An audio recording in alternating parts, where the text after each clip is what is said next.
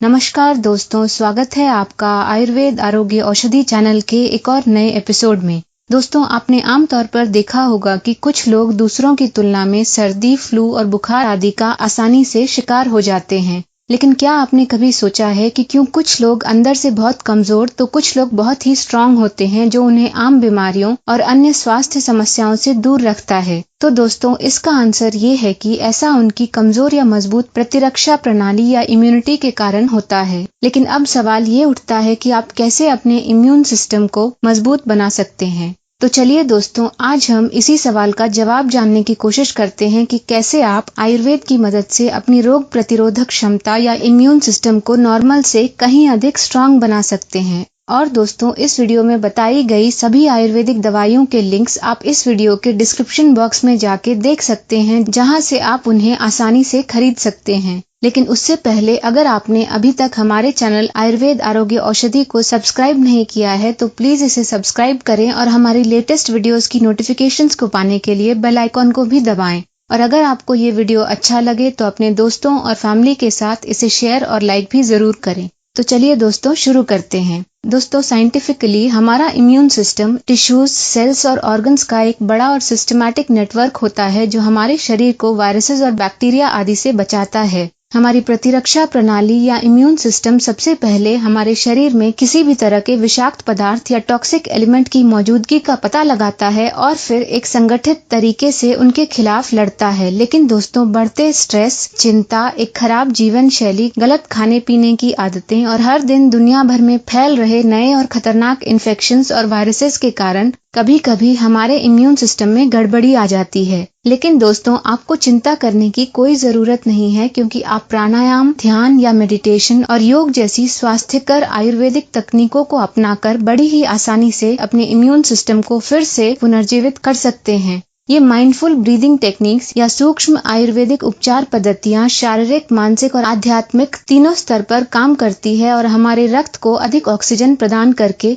हमारे नाड़ी या बॉडी चैनल्स को साफ करके, अमा या विषाक्त पदार्थों को बाहर निकाल के, तनाव और चिंता को दूर करके हमारे संपूर्ण ओजस या इम्यूनिटी की गुणवत्ता को बढ़ाते हैं। इसीलिए दोस्तों, इन सभी को अपनी दैनिक दिनचर्या में शामिल करना स्वास्थ्य के लिए अति हितकारी माना जाता है। दोस्तों, आयुर्वेद में इम्यूनिटी को व्याधि क्षमत्व कहा जाता है, और जो दो शब्दों व्याधि और क्षमत्व से मिलकर बना है, जिसमें व्याधि का अर्थ होता है रोग या बीमारी और क्षमत्व का अर्थ होता है प्रतिरोधक शक्ति, अर्थात शरीर की किसी भी बीमारी से लड़ने की शक्ति। दोस्तों, आचार्य चक्रपाणि ने चरक संहिता के सूत्र स्थान के इस श्लोक द्वारा प्रतिरक्षा या इम्यूनिटी को परिभाषित किया है। व्याधि क्षमत्वम, व्याधि बल विरोधित्वम, व्याधि उत्पाद प्रतिबंधकत्वम इति यावत्। दोस्तों, आयुर्वेद के अनुसार हमारी इम्यूनिटी 3 प्रकार की होती है। पहला व्यायाम शक्ति, दूसरी व्याधि क्षमत्व या रोग प्रतिरोधक क्षमता और तीसरी मनोक्षमता या मानसिक शक्ति। दोस्तों, हमारी इम्यूनिटी घटने के कारण ये सब होते हैं, जैसे कि हमारे त्रिदोषों में बहुत ज्यादा गड़बड़ी होना, जिससे हमें कई रोग या इन्फेक्शंस होते हैं।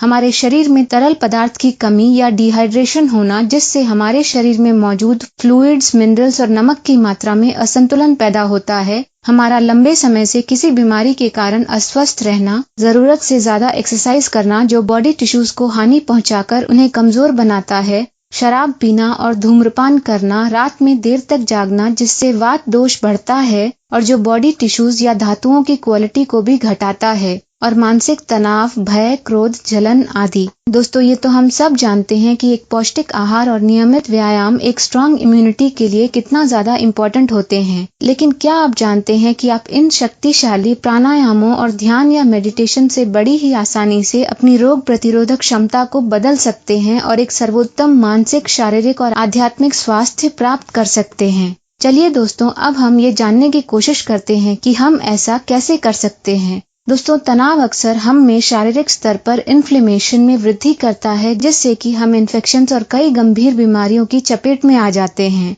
मॉडर्न साइंटिफिक रिसर्चेस से ये बात साबित हो चुकी है कि हम अपने इम्यून सिस्टम को इस माइंड बॉडी मेडिसिन या मेडिटेशन द्वारा ट्रेनिंग देकर स्ट्रांग बना सकते हैं, और जब इनका एक लंबे समय तक अभ्यास किया जाता है तो इनका हमारे मन और आत्मा पर एक बहुत ही शांत प्रभाव पड़ता है, और जो इन्फ्लेमेशन को भी कम करता है। दोस्तों एक बात याद रखें कि ऐसा करना बहुत आसान नहीं है, लेकिन लगन और कड़ी मेहनत से हम बड़ी ही आसानी से ऐसा कर सकते हैं। दोस्तों क्योंकि हमारी प्रतिरक्षा प्रणाली या इम्यून सिस्टम नेगेटिव और पॉजिटिव दोनों तरह के विचारों के प्रति रिएक्ट करती है, मेडिटेशन और प्राणायाम हमारे इम्यून सिस्टम के अच्छे विकास के लिए एक सकारात्मक मानसिक वातावरण बनाते हैं। हाल के साइंटिफिक रिसर्चेज में ये पाया गया है कि ध्यान और प्राणायामों के हमारे शरीर पर ये सब पॉजिटिव इफेक्ट्स पड़ते हैं। पहला, मेडिटेशन और प्राणायाम करना हम में मार्कर्स ऑफ इन्फ्लेमेशन को कम करते हैं, जिनके बढ़ने से ही हमारी इम्यूनिटी घटती है और हमें बीमारियां होती है। दूसरा, मेडिटेशन और प्राणायाम करना हमारे शरीर में CD4 सेल्स की संख्या को बढ़ाते हैं, जिन्हें इम्यून सिस्टम के हेल्पर सेल्स के रूप में जाना जाता है, जो कि अन्य कोशिकाओं या सेल्स को सिग्नल देकर ये बताते हैं कि उन्हें इन्फेक्शन या संक्रमण को नष्ट करना है। ये फैक्ट UCLA में शोधकर्ताओं द्वारा किए गए 2 महीने के रिसर्च में साबित की गई है, जिसमें 50 HIV पॉजिटिव पेशेंट्स को 2 महीने के लिए हर रोज 30 से 45 मिनट के लिए मेडिटेशन करने को कहा गया था। तीसरा, मेडिटेशन और प्राणायाम करना हम में टीलोमरेज एक्टिविटी को भी बढ़ाते हैं, जो हमारे गुणसूत्रों या क्रोमोसोम्स की स्थिरता को बढ़ावा देकर उन्हें नष्ट होने से बचाते हैं, और इसी कारण से ये हमें कैंसर और समय से पहले बूढ़ा होने से भी बचाते हैं। चौथा, दोस्तों रिचर्ड डेविडसन, जो कि यूनिवर्सिटी ऑफ विस्कॉन्सिन मेडिसिन के एक सम्मानित प्रोफेसर हैं, द्वारा 2 समूह के लोगों पर की गई एक स्टडी में, जिसमें फर्स्ट ग्रुप को फ्लू के टीके लगाए गए और सेकंड ग्रुप के लोगों को माइंडफुलनेस ट्रेनिंग दी गई, के अनुसार 2 महीने के बाद माइंडफुलनेस ट्रेनिंग लेने वाले ग्रुप में एंटीबॉडी का स्तर अधिक पाया गया, जो कि किसी भी संभावित बीमारी को रोकता है। इस स्टडी से ये बात साबित हो गई कि मेडिटेशन हमारे ब्रेन और इम्यून फंक्शंस दोनों को ही बढ़ाता है।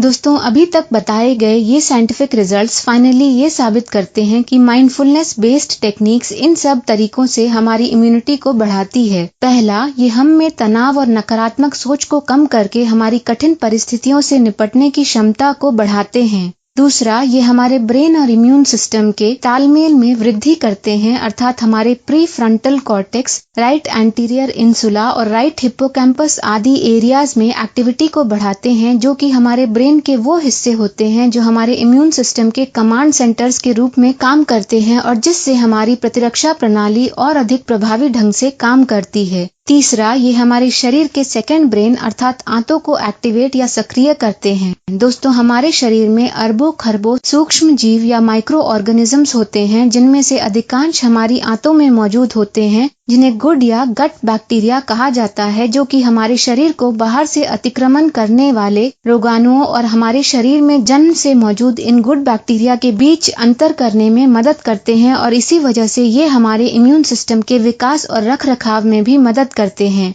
मॉडर्न साइंटिफिक रिसर्चेस हमें ये भी बताते हैं कि स्ट्रेस हमारे शरीर में डिसबायोसिस या गुड गट बैक्टीरिया के असंतुलन का कारण बनता है, जिससे हमारे शरीर की इन्फेक्शंस या रोगों से लड़ने की क्षमता कम हो जाती है, और स्ट्रेस या तनाव हमारे सेंट्रल नर्वस सिस्टम या CNS को भी अस्त व्यस्त कर देता है। लेकिन नियमित ध्यान और प्राणायाम की मदद से हम तनाव को कम कर सकते हैं और एक हेल्दी गट माइक्रोबायोटा डाइवर्सिटी को भी बनाए रख सकते हैं। प्राणायाम। दोस्तों क्या आप जानते हैं कि हम अपने शरीर से 80% विषाक्त पदार्थों को बस सही तरीके से सांस लेकर बाहर निकाल सकते हैं। दोस्तों सांस लेना हमारे शरीर के लिए एनर्जी का एक महत्वपूर्ण स्रोत होता है, और क्योंकि सही तरीके से सांस लेना हमें अंदर से ठीक करता है, इसीलिए प्राणायाम के माध्यम से हमारा शरीर अपने आप ही अपना संतुलन पुनः प्राप्त और अपनी प्रतिरक्षा या इम्यूनिटी को भी बहाल कर लेता है। दोस्तों प्राणायाम 2 शब्दों से बना है, जिसमें प्राण का अर्थ होता है प्राण शक्ति या श्वास, और आयाम का अर्थ होता है सांस को अंदर और बाहर करने की प्रक्रिया को लंबा करना। दोस्तों हमारा immune system white blood cells द्वारा संचालित किया जाता है, जो लसिका प्रणाली या लिम्फेटिक सिस्टम द्वारा हमारे पूरे शरीर में फैली होती हैं। आमतौर पर किसी भी तरह की एक्सरसाइज करना, जैसे कि योगासन आदि, हमारे पूरे शरीर में गुरुत्वाकर्षण या ग्रेविटी की अतिरिक्त शक्ति के माध्यम से व्हाइट ब्लड सेल्स के सर्कुलेशन को बढ़ाकर हमारे इम्यून सिस्टम के कामकाज को बढ़ाने में मदद करते हैं।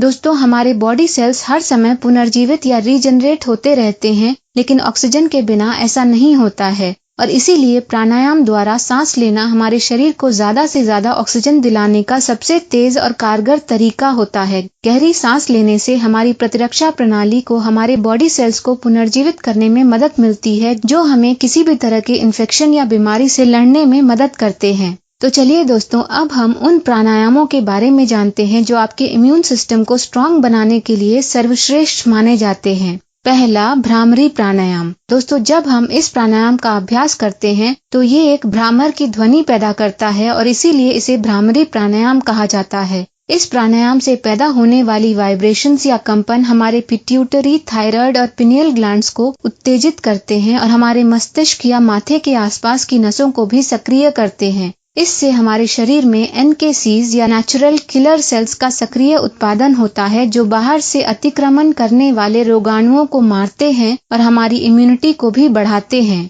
दूसरा, कपालभाति प्राणायाम। दोस्तों, कपालभाति प्राणायाम को इंग्लिश में स्कल शाइनिंग ब्रेथ्स कहा जाता है और जो दो संस्कृत शब्दों कपाल और भाति से मिलकर बना है, जिसमें कपाल का अर्थ होता है मस्तक या स्कल और भाति का अर्थ होता है प्रकाश, कांति, ज्ञान या सोच। इसीलिए अगर कपालभाति प्राणायाम का नियमित अभ्यास किया जाए तो इससे हमारे मस्तक पर एक ग्लो और विचारों में स्पष्टता या क्लैरिटी आती है। दोस्तों, इस प्राणायाम में जब आप फोर्स के साथ सांस बाहर छोड़ते हैं तो आप अपने शरीर से सभी विषाक्त पदार्थों को भी बाहर निकालते हैं, जो आपकी प्रतिरक्षा प्रणाली को मजबूत बनाकर आपके माथे पर चमक लाता है और आपकी बुद्धि को और भी रिफाइन और तेज कर देता है। तीसरा, अनुलोम विलोम प्राणायाम। दोस्तों, इसे अल्टरनेट नॉस्ट्रल ब्रीदिंग टेक्निक भी कहा जाता है। ये प्राणायाम आपके लेफ्ट और राइट एनर्जी चैनल्स या नाड़ीज को स्टिमुलेट करके उनमें संतुलन लाता है और आपके तीनों दोषों वात, पित्त और कफ को भी संतुलित करता है, जिनके असंतुलन से ही हमें इन्फेक्शंस और बीमारियां होती है।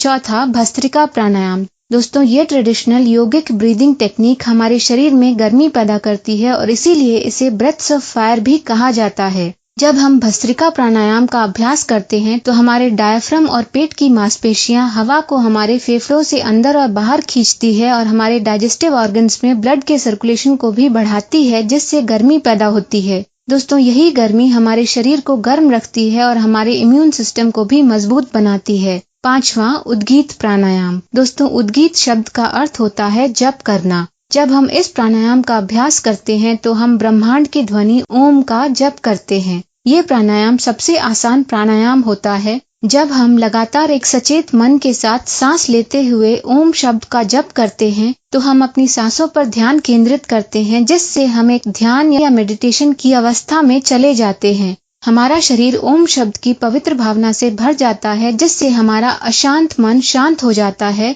ओम शब्द की दिव्य ध्वनि हमें ब्रह्मांड से भी जोड़ती है और जब एक बार हम ब्रह्मांड से जुड़ जाते हैं तो हम चिंता, स्ट्रेस और टेंशन से मुक्त हो जाते हैं और इसी वजह से हमारा इम्यून सिस्टम भी अपनी मैक्सिमम कैपेसिटी से एक खुश मन और स्वस्थ शरीर के साथ काम करना शुरू कर देता है। योगा। दोस्तों, मेडिटेशन और प्राणायामों के साथ साथ योग भी हमारे शरीर में प्राण को गति देता है, तनाव को दूर करने में मदद करता है, शरीर से किसी भी तरह के जमाव को साफ करता है और हमारे सभी धातुओं या टिश्यूज, सूक्ष्म शरीर और मानसिक और भावनात्मक क्षेत्रों में तरलता या फ्लूइडिटी को प्रोत्साहित करता है। एक मजबूत प्रतिरक्षा प्रणाली के लिए सबसे अच्छे योगासन ये सब होते हैं, जैसे कि विपरीत करनी, ताड़ासन, भुजंगासन, उत्कट आसन, वृक्षासन, मत्स्यासन, त्रिकोणासन, सूर्य नमस्कार और पाद अंगुष्ठासन आदि। दोस्तों, आज के इस वीडियो में बताए गए मेडिटेशन, प्राणायाम और योगासनों के अलावा भी आयुर्वेद हमें कई तरह की रोग प्रतिरोधक क्षमता को बढ़ाने वाली आयुर्वेदिक दवाइयां लेने की सलाह देता है, जैसे कि च्यवनप्राश, ब्रह्म रसायन, अम्लाकी रसायन, अगस्त्य हरितकी रसायन, अश्वगंधा रिष्ठा, अश्वगंधादि लेह्यम, नरसिम्हा रसायन, आरोग्यवर्धिनी वटी, त्रिफला गुगुल, लौह भस्म, महाकल्याणक घृतम, ब्राह्मी घृतम, ब्राह्मी वटी और अश्वगंधा घृतम आदि। दोस्तों, आयुर्वेदिकली एक संतुलित जीवन के लिए हमें उचित भोजन, जड़ी बूटियां, मालिश आदि की आवश्यकता तो होती है, लेकिन फिर भी आयुर्वेद के मूल सिद्धांत ध्यान, प्राणायाम और योग ही हैं, जो कि हमारे माइंड बॉडी कनेक्शन के हर पहलू को मजबूत करने के सबसे महत्वपूर्ण और शक्तिशाली तरीके हैं। और इसी कारण से अब एक नई कल्याणकारी कहावत कहना भी गलत नहीं होगा कि meditation, pranayama, yoga each day keeps the doctor away. दोस्तों आशा है कि हमारी टीम द्वारा बनाया गया ये वीडियो आपको बहुत पसंद आया होगा और आप इस वीडियो में बताए गए इम्यूनिटी को बढ़ाने वाले नुस्खों को अपने जीवन में जरूर शामिल करेंगे। ऐसे ही ज्ञानवर्धक वीडियोस देखते रहने के लिए इसे लाइक और शेयर जरूर करें और अगर आपने अभी तक हमारे चैनल आयुर्वेद आरोग्य औषधि को सब्सक्राइब नहीं किया है तो प्लीज इसे सब्सक्राइब भी जरूर करें। आयुर्वेद आरोग्य औषधि चैनल से जुड़े रहने के लिए आपका धन्यवाद।